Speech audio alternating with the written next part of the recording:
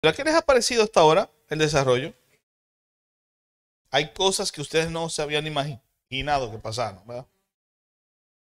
Bueno, pues ahora la cosa se pone más turbia.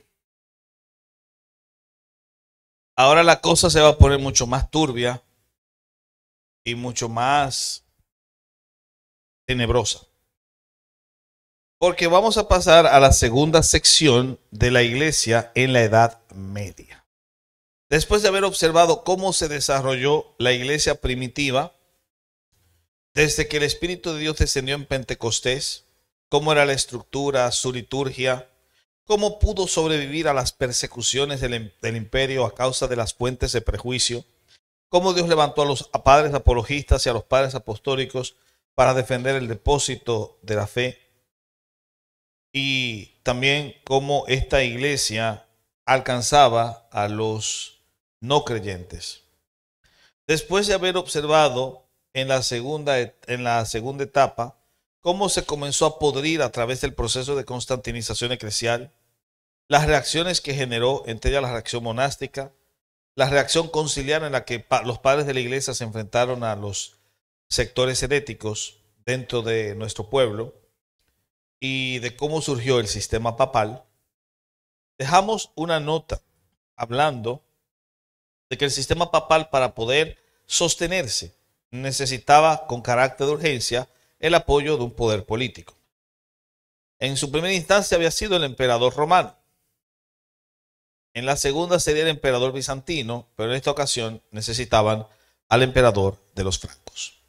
Y así como la primera etapa de la iglesia medieval comenzó con la figura de Constantino, un emperador, esta segunda etapa inicia con la figura de Carlo Magno, otro emperador. El tiempo que abarca es a partir del año 800 hasta el 1300. Estamos hablando de un periodo de tiempo de unos 500 años. 500 años.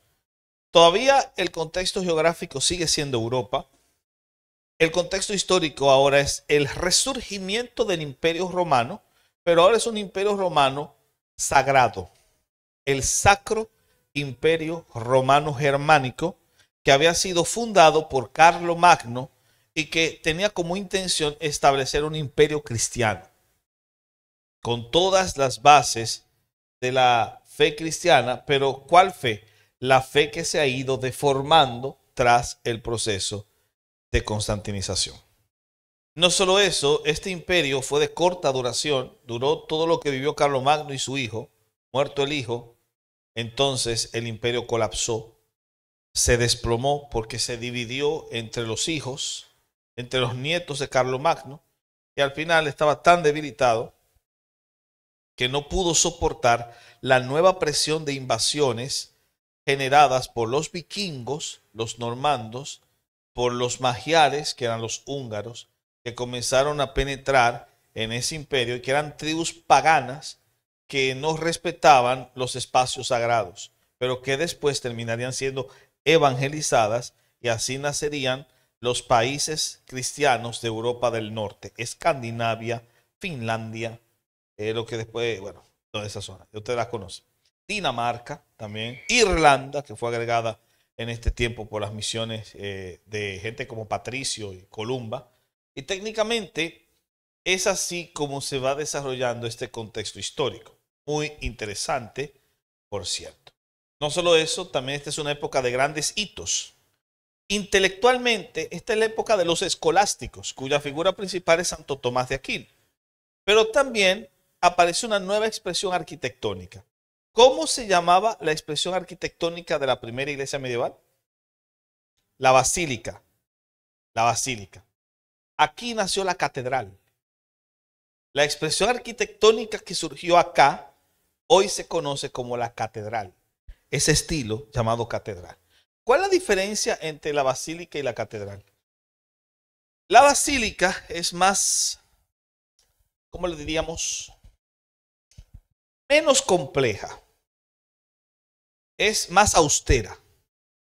Las basílicas tienen forma de cruz. Si usted la mira desde arriba, tiene la forma de una cruz. Y aquí, donde estaría la punta de la cruz, es circular. y se le llama ábside. Aquí está el altar y todo lo demás, el púlpito a un lado. En el centro de la nave, que sería como la cruz así, los lados de la cruz así, se colocaba el coral, el coro. Y luego se sentaban los feligreses detrás, mientras el sacerdote les da la espalda y habla en latín. En el ábside también muchas veces se colocaba el coro. De hecho, si ustedes van a la catedral, no es, bueno, es realmente una basílica. La catedral de Lima es una cosa, pero ahí está la basílica donde están las catacumbas. Ahí en Lima, las catacumbas. Eso es realmente una basílica. Hay un museo ahí. Entran y los llevan al ábside. En el ábside estaba el coro y los misales. Entonces, técnicamente era una basílica. La catedral, a diferencia de la basílica, era más compleja. La estructura no era en forma de cruz, es mucho más puntiaguda. Y se utilizaban dos estilos arquitectónicos que surgieron acá en esta época. El primero era el románico, que el románico tiene, las ventanas son así. Así. Y el otro es el gótico, que las ventanas son así, en punta. Una catedral de estilo románico la van a encontrar en Pisa, donde está la torre inclinada. Vean el edificio al lado, que es una catedral. Es una catedral de estilo románico. Pero vayan a Notre Dame en París y la catedral es gótica. Así. Comparen los retratos y así aprenden esa diferencia. Ese estilo surgió en esta época. Y este estilo es uno de los hitos intelectuales. Respecto a los hitos espirituales, esta fue también una época de grandes cambios. No solo porque el papado adquirió mucho más fuerza en esta época, sino que también en esta época comenzaron a surgir malestares muy importantes que llevaron al gran cisma entre los católicos griegos y los católicos romanos. El famoso gran cisma. Cuando ustedes le digan que Lutero dividió la iglesia estaba dividida. Se dividieron ustedes con los católicos griegos en dos unidades diferentes. Así que a otro perro con ese hueso. Pero también no solamente esta es la época del gran cisma, esta es la época de las cruzadas. Las famosas cruzadas, que eran expediciones militares. Los soldados se llamaban cruzados porque tenían una cruz en el escudo e iban a luchar contra los musulmanes para recuperar Tierra Santa, motivados por un discurso emitido por el Papa Urbano II. Así que este sería como el panorama genérico. Los hitos de relevancia que se dieron en esta época fueron los siguientes. En primer lugar, tenemos el proceso de el famoso renacimiento carolingio. Que si tuvimos una constantinización de la iglesia, se puede hablar de una carolingización de la iglesia, que se dio a través de este renacimiento conocido como el renacimiento carolingio. El renacimiento carolingio era el intento que tenía Carlomagno de lograr unificar culturalmente su imperio a través del discurso teológico de la Iglesia Católica Romana, vinculado al obispo de Roma, puesto que el Papa León III fue quien le puso la corona a Carlomagno en un evento que ocurrió en la Navidad del año 800, y por esa razón es que el 800 marca el inicio de esta nueva etapa. En ese evento simbólico, escuchen lo que voy a decir, la consagración o maridaje entre la iglesia y el Estado se dio de forma definitiva. Y esto es lo que va a caracterizar al catolicismo romano donde sea, que se casa con el Estado. Por eso el Estado mantiene a la iglesia católica romana. Y todo esto inicia con este maridaje. De hecho, Isaac Newton, el gran físico, llegó a decir que este fue el momento en el que la iglesia católica romana llegó a su punto de no retorno. Es decir, a partir del año 800, la iglesia católica romana no tiene esperanza de salvación. Para Isaac Newton, este es el momento en el que la iglesia católica romana cruzó la raya y ya no tiene esperanza de redención, de la misma manera como Satanás llegó a un punto que cruzó la raya y ya no puede salvarse.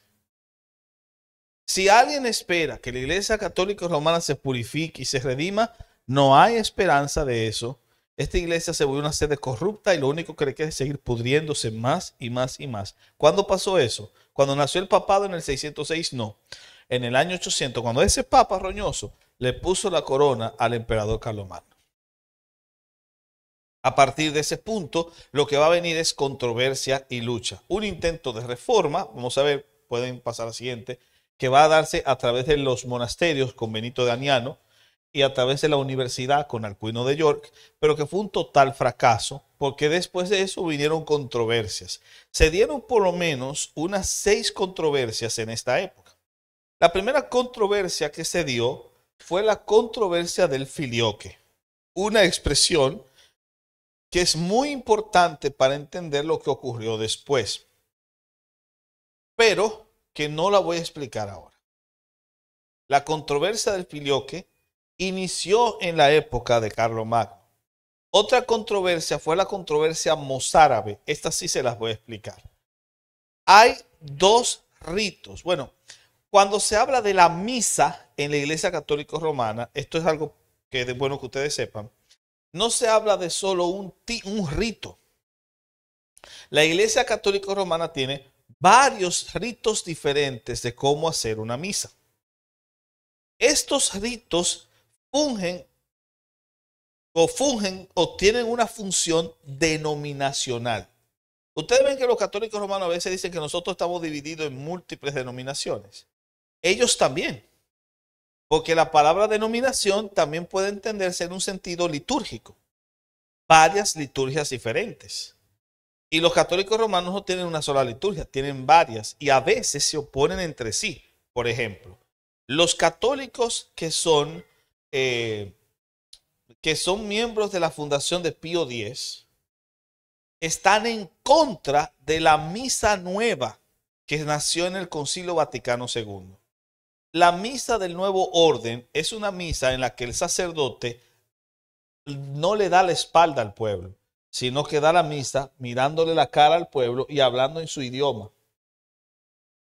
La misa tridentina, que es la anterior, es la que daba espalda al pueblo y hacía la misa en latín.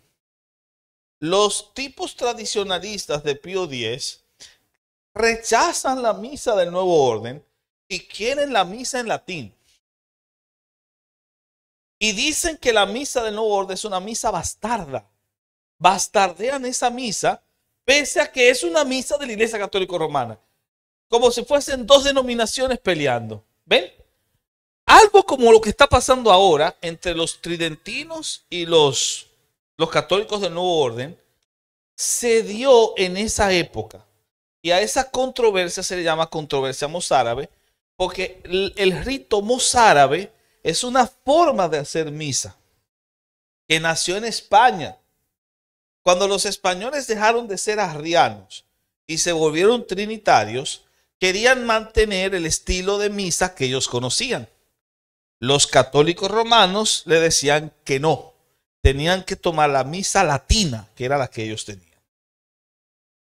Pero ellos decían, es que yo no hablo latín. Yo no entiendo ese fulano.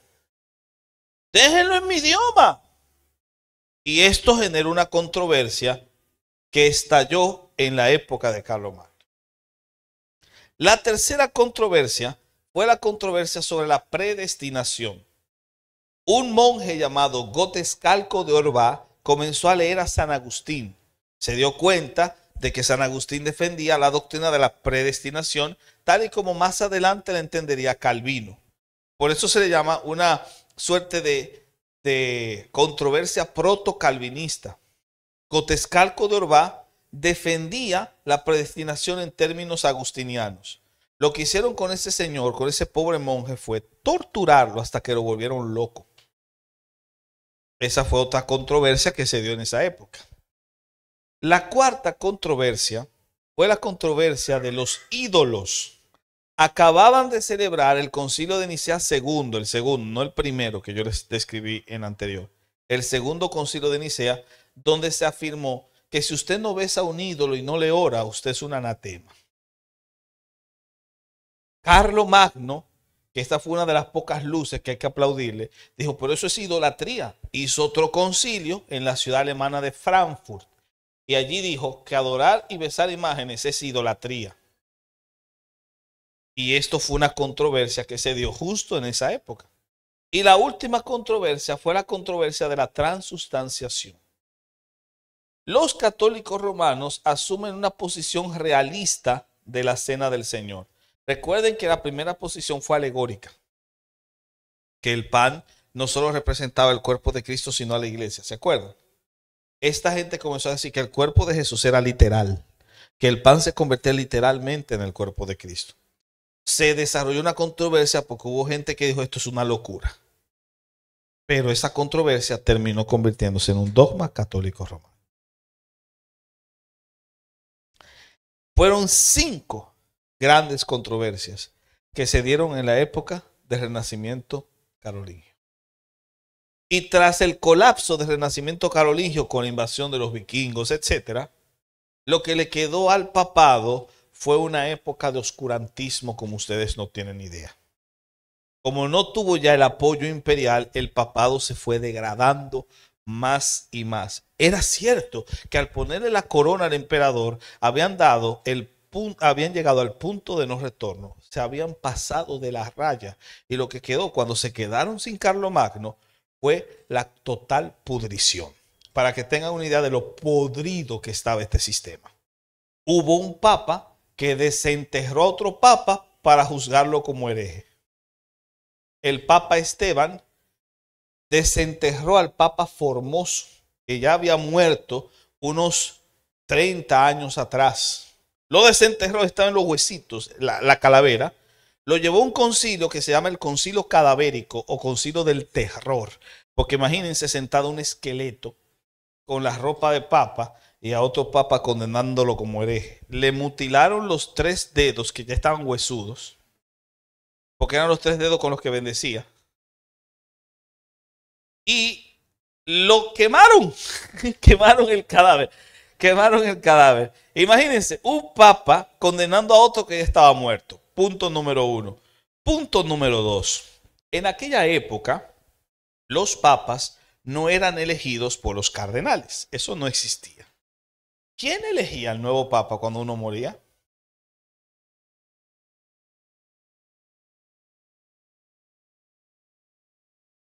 El emperador sucesor de Carlomagno, el emperador alemán, uno, o lo elegían las familias poderosas de Italia, la mafia italiana. Entre esas familias poderosas había un tal Teofilacto. Teofilacto fue quien inició con esta costumbre de nombrar el papa a su antojo. ¿Pero por qué? Porque podía nombrar a su hijo, a su nieto, ¿entienden? Podía nombrar familiares y podía vender el cargo y se hacían de mucha guita. Lo que ocurrió directamente es que la hija de este hombre, llamada Marozia, que pertenecía a esta poderosa familia italiana, la familia de Marozia, Marozia se casó con un papa, Sergio III, y le tuvo un hijo. Mató a su esposo para poner al hijo como papa. Cuando el hijo murió, que murió prematura, bueno, murió por conflicto, depuso al hijo y puso a los papas que quiso. Ponía papas hasta poner a su nieto, Juan XII. Juan XII es conocido en la historia, el nieto de ella, como el papa fornicario. Se cuenta que tuvo relación con todas las mujeres ajenas que había y terminó su vida joven porque lo encontró el esposo de una mujer acostado en la cama con su esposa, lo tiró por la ventana y murió de las heridas que se generó con la caída. Cuando murió el nieto de esa forma drástica, ella puso a otros papas. De hecho, 2 tataranietos de ella llegaron a ser papas. Como esta mujer dirigió la Iglesia Católica Romana poniendo papas a su antojo, a esa etapa en la que ella vivió poniendo papas y quitando papas, se le conoce hoy en día como la pornocracia. Y el nombre pornocracia, que literalmente quiere decir el gobierno de la prostituta, no fue un protestante que le puso ese nombre, fue un historiador católico romano llamado César Baronio. Un ejemplo de cómo se había degradado el sistema papal. De hecho, para que sepan, era tal el grado, era tan grande el grado de problemas que había, que comenzó pronto a sentirse la necesidad de una reforma. De hecho, si tú puedes pasar, no a la siguiente, pasa esa y a la siguiente, acá, ahí. Esa necesidad de reforma surgió porque la iglesia católico romana, la iglesia medieval, estaba recontra mil pudrida. Habían tres grandes problemas que tenía esa iglesia. Primero estaba el problema de la simonía. Simonía es un nombre que se acuñó refiriéndose a Simón el Mago. ¿Se acuerdan que Simón el Mago le quiso comprar con dinero a Pedro los dones del Espíritu? Bueno, esta gente vendía los cargos de la iglesia. Y el que lo compraba cometía el pecado de simonía porque estaba pagando por ser oficial de la iglesia. Los oficios de la iglesia, como se casó con el imperio, se convirtieron en cargos políticos que la gente los adquiría no porque tenía vocación espiritual, sino porque tenía mucha guita en el bolsillo. ¿Y por qué ellos compraban los cargos? Porque esos cargos generaban dinero, porque tenían contribuciones, porque la gente le daba ofrendas al obispo. Porque el obispo podía vender cargos, como los cargos menores, como arzobispo, vender los puestos de sacerdote a la gente que le pagara mejor. Porque generaba renta y porque el Estado también mantenía a esos vagos. Por eso compraban los cargos. Pero no solo los compraban. El segundo problema que tenían era el absentismo. El absentismo es tener un cargo, cobrar el cheque, pero no trabajar. Como aquí pasa en los pueblos. En mi país a eso le dicen botella. ¿Cómo le llaman ustedes los peruanos? ¿Cómo? Caviar, ¿verdad? O sea, el tipo es, caviar es el funcionario que cobra el cheque pero no trabaja. Empleado fantasma. Bueno, esto se dio en la Edad Media con los sacerdotes. Imagínense un obispo que le pagan por obispo de la ciudad tal, pero nadie en la ciudad tal conoce a su obispo, porque el obispo ni siquiera vive ahí. El obispo vive en otro país, pero cobra el cheque. O en otra ciudad, pero cobra el cheque. Eso se llama absentismo. Y el tercero era el nepotismo, porque esta gente también ponían familiares en esos puestos. Esto mostraba el nivel de vicio que tenía. Y lo peor es que agreguemos que la mayoría de estos obispos, sacerdotes, etcétera, eran inmorales sexualmente. Se acostaban con todo lo que tenía falda. E incluso había casos de homosexualidad entre ellos. Monjes que se metían por esas cavernas de las catacumbas para encontrarse en los conventos con las monjas. Y luego entonces, cuando quedaban embarazadas, abortaban a esos muchachitos y los ponían en fosas comunes debajo de las iglesias. Una completa locura. Y es por eso que se comenzó a decir, se necesita una reforma. Sorprendentemente, no estamos en el año 1517. Todavía no hay un Lutero. No estamos en el siglo XVI. Estamos en el siglo X y en el siglo XI. En estos dos siglos se comenzó a intentar hacerle una limpieza a la iglesia, lavarle la cara, hacer una reforma. Por eso ustedes ven a estos tres hombres que están caminando directamente en peregrinación a Roma. Los tres han entendido que la iglesia necesita una reforma y la mejor manera de reformar a la iglesia es hacer que el monasticismo, esa reacción monástica que había surgido en la etapa anterior y que proponía el voto de pobreza y el celibato, se convirtiesen en el eslogan de campaña de esta nueva reforma. Estos tres hombres querían lograr sanear a la iglesia de ese vicio material de vender los puestos por hambre de dinero, haciendo que el voto de pobreza fuese una obligación de todo aquel que quería ser obispo y sacerdote. Y segundo, como estaba el tema de la inmoralidad sexual, que todo el que quisiera ser sacerdote tenía que ser célibe y no se podía casar. El nombre del que dirigía esa procesión era Bruno. Bruno de Tula. Bruno de Tula es un sujeto que quiere lograr sanear a la iglesia. El Papa acaba de morir. Bruno de Tula va a ir a Roma porque sabe que lo quieren nombrar el nuevo Papa. Cuando llega, la mafia italiana lo elige como Papa. Pero él dice, no, yo no acepto cargo de que sea la mafia de Italia o el emperador, que me elija el pueblo. Era un tipo que tenía una visión de reforma. Así que va ante el pueblo y lo elige el pueblo. Asume el nombre de León IX, León IX. Su compañero que estaba detrás se llamaba Humberto, Humberto da Silva Cándida. Es otro monje que tiene una visión de reforma. Y el tercero que se encuentra detrás, si no lo ven, se llamaba Hildebrando di Soana, un tipo pelirrojo que también tenía una visión de reforma. Estos tres iban a representar el cambio con expectativas a transformar a la iglesia. Y comenzaron el proyecto. La reforma inició en los monasterios, en primer lugar. Y de los monasterios, entonces, siguiente, se extendió al papado. Había que reformar el papado. Este es Bruno de Tula, convertido ya en el Papa León IX. Bruno de Tula tiene el deseo de cambiar, pero lamentablemente, cuando la institución ha dado un paso de no retorno, ya no puede cambiarse. Lo que ocurrió fue la hecatombe.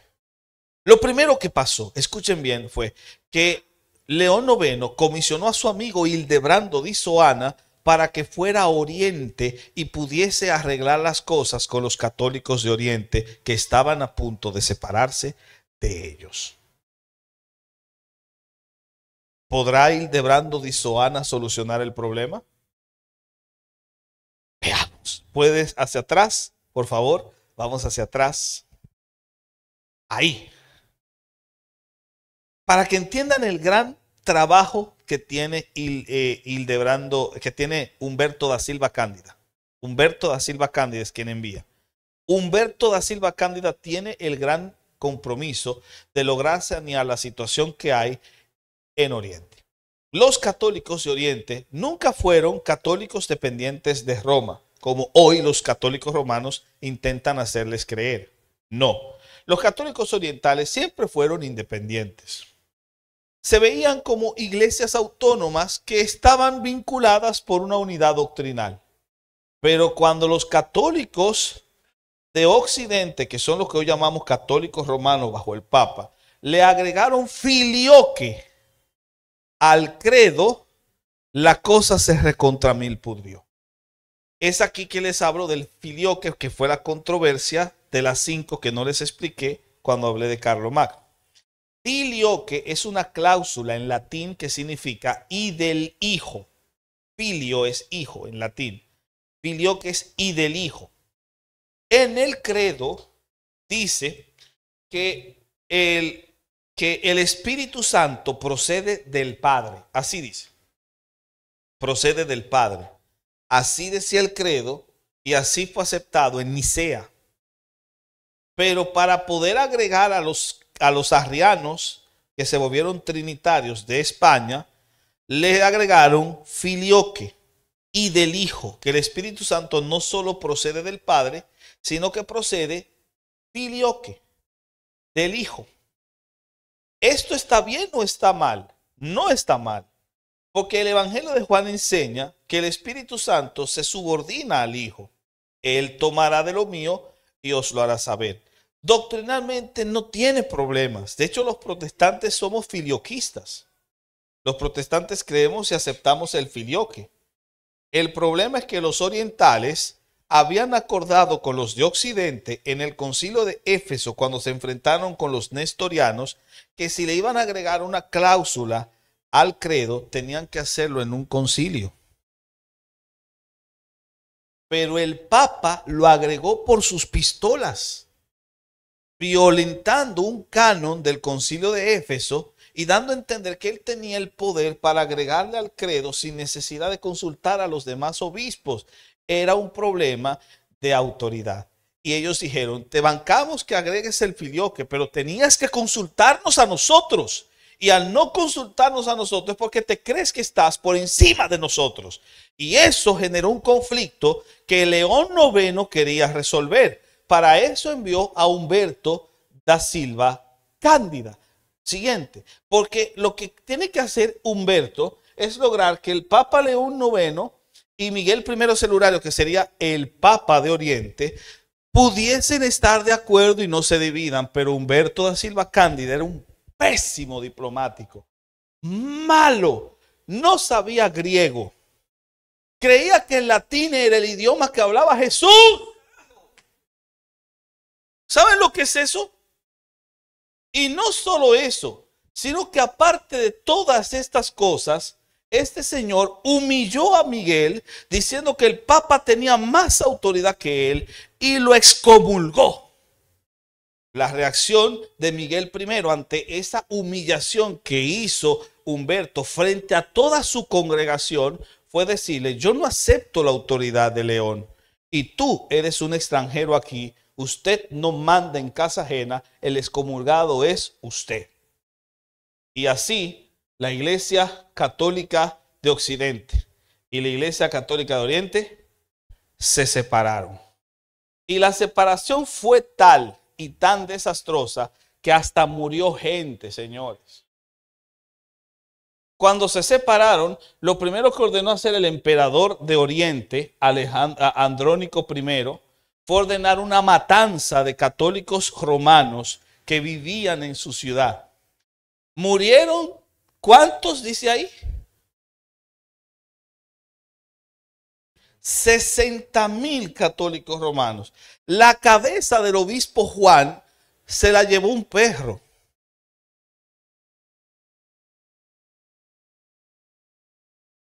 Como pago, los católicos romanos le devolvieron con la Cuarta Cruzada, matando a 20,000 soldados. Entraron a Constantinopla y mataron a muchísimos católicos griegos.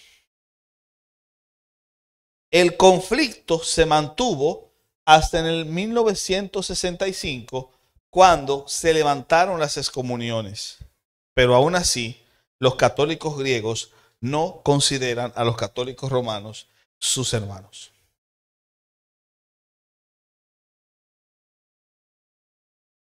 Este, señores, fue el primer fracaso de la reforma del siglo X y XI.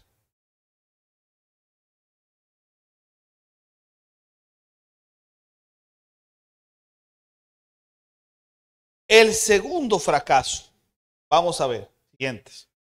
El segundo fracaso, siguiente, de esta fue lo que pasó cuando Hildebrando, Pedro Damiano y otros más siguieron apoyando el proyecto de reforma. León IX había fallecido. Los papas que le continuaron siguieron intentando lograr de alguna forma que la reforma continuase, pero la reforma lo único que hizo fue marcar un desastre más.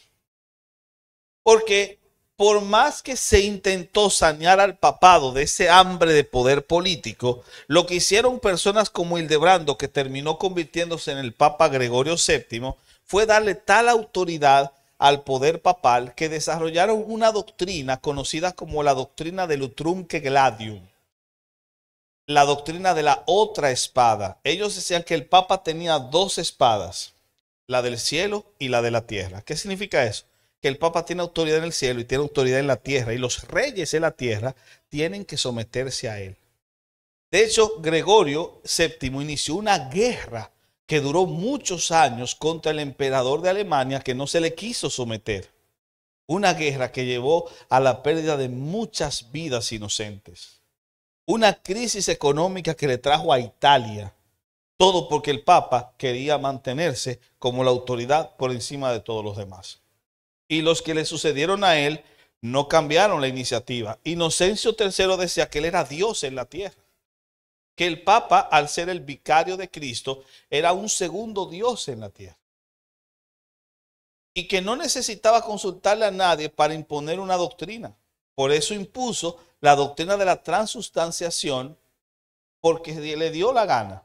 y estableció un tribunal que se convirtió en una mancha en la historia de la Iglesia Católica Romana, el Tribunal de la Inquisición.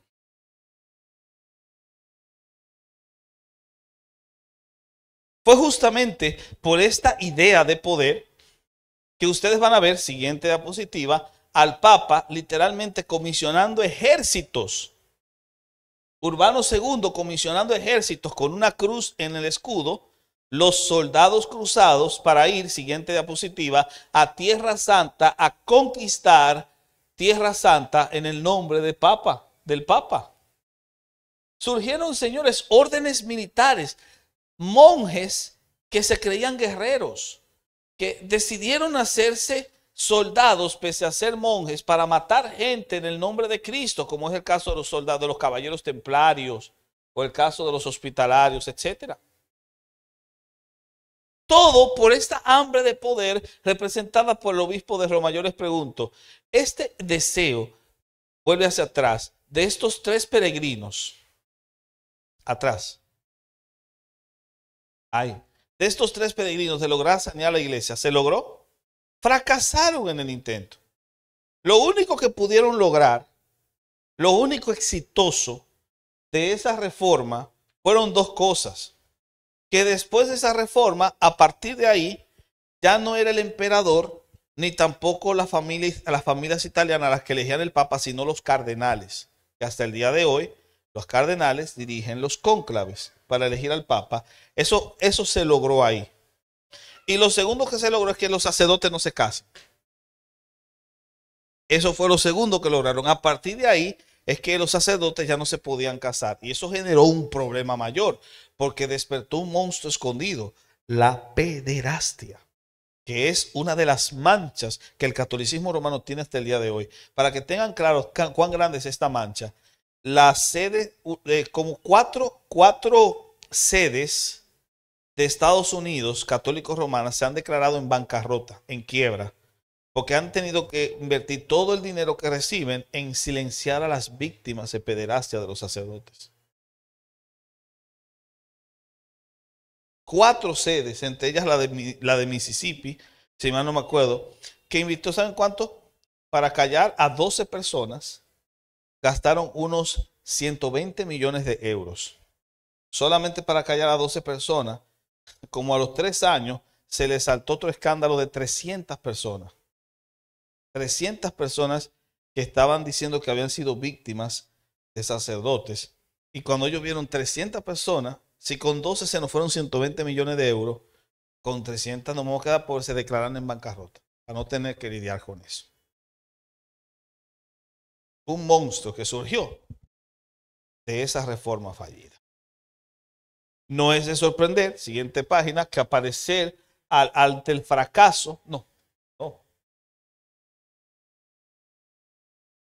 acá, la siguiente, ahí, que ante el fracaso de esta reforma aparecieran las órdenes mendicantes como los franciscanos, los dominicos y también los valdenses, que surgieron como una crítica ante la opulencia y el poder de los sacerdotes. Ustedes hicieron una reforma para asumir el voto de pobreza y lo que ustedes lograron es que ahora los cargos de la iglesia cuesten más y los papas se enriquecen más.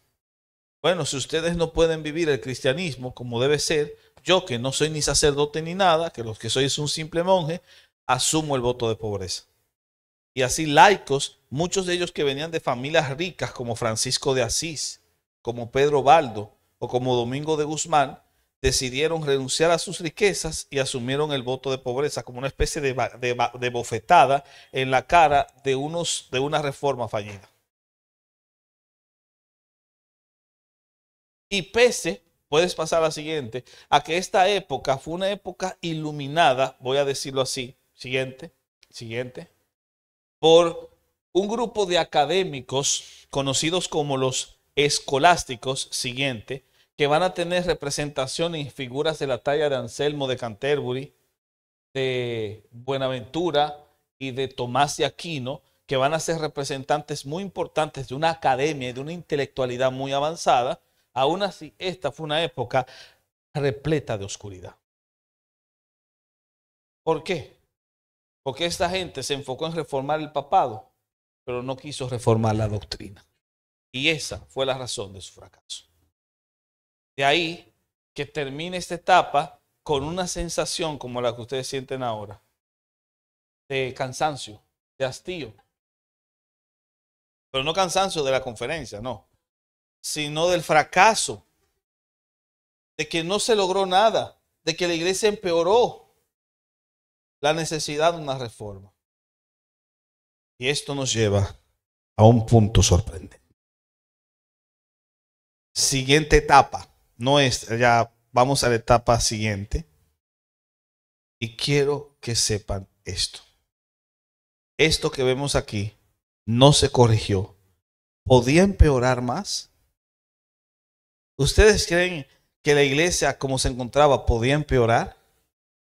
Con doctrinas totalmente heréticas que habían asumido como verdaderas, con un papa que se cree que es un emperador, comisionando ejércitos para matar gente inocente, con un tribunal inquisitorial persiguiendo a gente inocente porque no creen igual que tú, con un grupo de sacerdotes célibes que están violando mujeres y violando niños. ¿Podía empeorar? Sí, podía empeorar. Y es aquí cuando entramos al... No, esa es la iglesia del despertar, la iglesia de la reforma, man. Te volaste un gran episodio. ¿Podía empeorar? Sí, podía empeorar. Pasa a la siguiente imagen. La siguiente, querido. La siguiente. Podía empeorar y empeoró. Porque así como los católicos griegos y los católicos romanos se separaron, en Occidente también ocurrió otro cisma. Les voy a explicar lo que pasó. El rey de Francia quería tener poder. ¿Qué mejor manera de tener poder que lograr hacer del Papa su pupilo? Lograr que el Papa respondiese a los intereses de Francia. Aprovechó que el Papa era francés y le dijo, muda el Vaticano a Francia. Y llevaron el Vaticano a Francia, a la ciudad de Aviñón. En Aviñón el papado duró casi unas 7 décadas. El papado se había convertido en un instrumento del poder político de Francia. La corte de Aviñón fue una corte terrible, porque uno de los papas de Aviñón violó 300 monjas. O por lo menos eso decía la acusación con la que lo condenaron. Pues lo condenaron al malvado. Gracias a la influencia de una mujer llamada Teresa de Asís, que hoy la consideran santa, el Papa recapacitó y regresó a Roma. Como si regresar a Roma cambiara la situación. Lo que pasó fue que le empeoró, porque cuando regresó a Roma, los de Francia no aceptaron un papa de Roma y nombraron su propio papa. Y ahora tenías 2 papas, uno en Aviñón y otro en Roma. ¿Cuál de los 2 es el papa verdadero? El de Roma decía que el de Aviñón era el anticristo. El de Aviñón decía que el de Roma era el anticristo. ¿Cuál de los 2 papas era el correcto? ¿Saben lo que te dirá el católico romano? Te dirá el de Roma. El de Aviñón era un antipapa. ¿Pero por qué? Porque no tenía sucesión apostólica, te dice el católico romano. ¿Y qué es lo que hace que un papa tenga sucesión apostólica? Que lo nombren los cardenales, te va a decir. ¿Y quién fue que nombró al papa de Aviñón? Y ahí él no sabe. Él cree que fue el rey de Francia. No sabe que quien nombró al papa de Aviñón fue un grupo de cardenales que no querían al de Roma. Y el de Roma fue nombrado por un grupo de cardenales que no querían al de Aviñón. Si lo que le da sucesión es que los cardenales lo ordenen, los 2 fueron ordenados por cardenales. Así que, I'm sorry, baby, I'm sorry. No se resuelve así. ¿Cómo entonces resolvemos este lío? Porque tener 2 cortes papales hace que Europa empobrezca más, porque ahora tiene que mantener a 2 papas. Entonces fue cuando comenzó a surgir una idea de parte de algunos escolásticos como Guillermo de Ockham y este de aquí que es Gabriel Bell, que comenzaron a decir, un concilio tiene más autoridad que el Papa. Por lo tanto, hagamos un concilio y que el concilio decida cuál de los dos. Se armó un concilio en la ciudad de Pisa, de la Torre Inclinada. Y lo que decidió el concilio es ni uno ni el otro. Nombremos uno nuevo. Y nombraron a un tal Alejandro, bueno, un tipo que asumió el nombre de Alejandro. Alejandro III. Alejandro III asume el cargo, pero los otros dos no lo reconocieron como legítimo y ahora el problema se empeoró porque en vez de dos teníamos 3 papas. Y cada uno decía que el otro era el anticristo. ¿Qué hacemos ahora? Otro concilio, pero ahora se hizo en la ciudad de Constanza. Lo convocó uno de los 3. Para que sepan, el Alejandro que les mencioné lo envenenaron y nombraron a otro que pagó mucho, que era pirata. Y tenía dinero porque había robado barcos. Era un pirata, se llamaba Costa, el pirata Costa.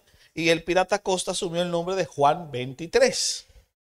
Entonces Juan 23 es el que convoca el concilio en la ciudad de Constanza. Pero lo que hizo el concilio fue decir al papa que lo convocó, usted ya no puede seguir siendo papa. Depusieron al de Aviñón y depusieron al de Roma, depusieron a los 3 y nombraron uno nuevo, Martín V. Y así se resolvió el problema. Y se volvió a tener un solo papa. Pero qué problema, que este papa lo ordenó un concilio que fue convocado por un antipapa. Se pudrió la sucesión apostólica. Y eso un católico romano no te lo puede responder. Porque el papa actual, que es el papa peruano, un nuevo espécimen de papa en Perú de las tantas que ustedes tienen. Bueno, el papa peruano tiene que rastrear su sucesión hacia ese Martín V, que fue convocado o fue nombrado papa por un concilio vinculado a un antipapa. Una locura total. Y eso desacreditó al sistema. Aparte de que después se desató una peste, la peste negra, que hizo que mucha gente cuestionara si era cierto que el Papa tenía la autoridad de controlar el cielo. Si usted puede controlar el cielo, ¿por qué no impidió la peste? De esa manera, la situación se puso terrible. Y lo peor es que, vea la siguiente, esta es la época del Renacimiento. Y los papas del Renacimiento, como los Borgia y los de la Rovere, eran lacras sexuales que hacían orgías en el Vaticano, hasta el punto tal que Pietro Bembo, que fue el padre de la lengua italiana, llegó a decir que Roma era una cloaca. Las tendencias de los movimientos populares como las beguinas y los vegardos mostraban la carencia de información que la gente tenía de la palabra de Dios, la superstición por encima de todo. Y aunque esto le suene muy gráfico y tosco, lamentablemente no puedo utilizar palabras o imágenes más sensibles. ¿Por qué? Porque esto no es nada comparado a lo que realmente se dio.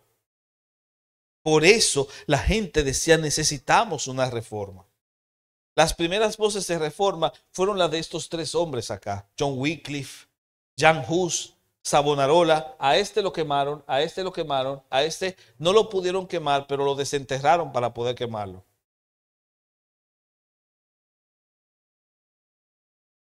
Luego comenzaron a aparecer los místicos que comenzaron a decir se necesita una reforma, como fue el caso de Tomás de Kempis.